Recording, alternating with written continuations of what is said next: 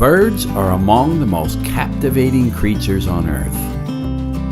Our relationship with birds is different from our relationship with any other creature.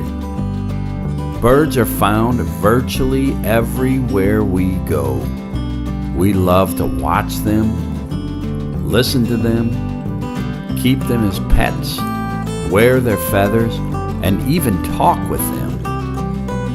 We marvel at their spectacular colors, their streamlined shapes, and their ability to fly with the greatest of ease and grace.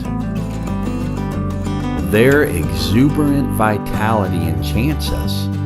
Their mysterious lives tantalize us, and their bewitching melodies uplift our hearts and minds.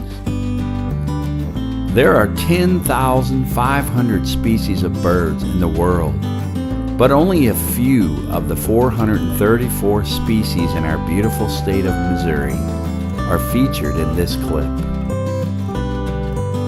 Evolutionists mistakenly believe that birds evolved from reptilian ancestors, but one must simply turn to a biblical worldview to see that this major reconstructing never occurred.